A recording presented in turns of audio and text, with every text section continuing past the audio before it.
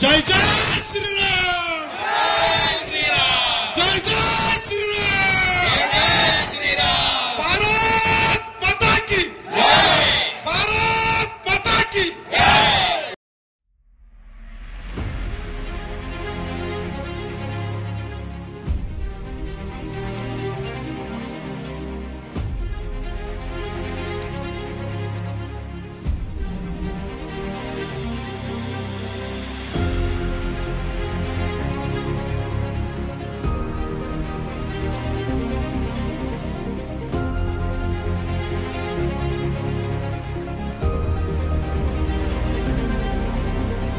प्रभू श्रीरामाची स्थापना उद्या होत आहे। संपूर्ण मुंबई देखील महाराष्ट्र भगवामय झालेला आहे।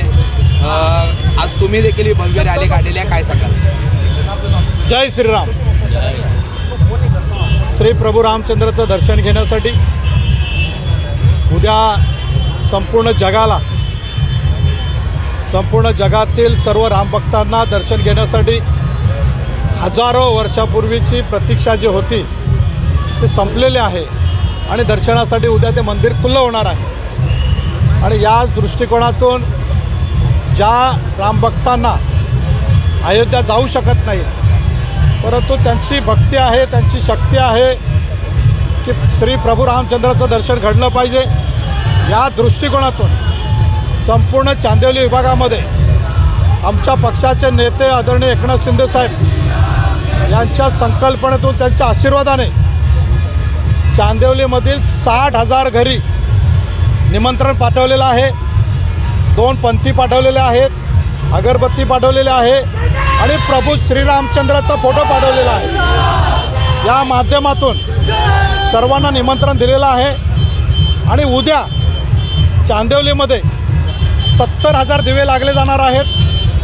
60,000 घरी, प्रत्येकाच्या घरी 2 दिवे दिलेले आहेत आणि 10,000 दिवे हे नहार असेल, त्याच्यानंतर हिरानंदाने आहे, रहेजा आहे, अशा उच्च वस्तीमध्ये त्याही ठिकाणी 10,000 दिवे देण्यात आलेले आहेत आणि म्हणून 70,000 घरापर्यंत आपण पोचलेलो आहोत। 60,000 घरी आजच्या शोभायात्रेचं निमंत्रण पाठवलेलं आहे।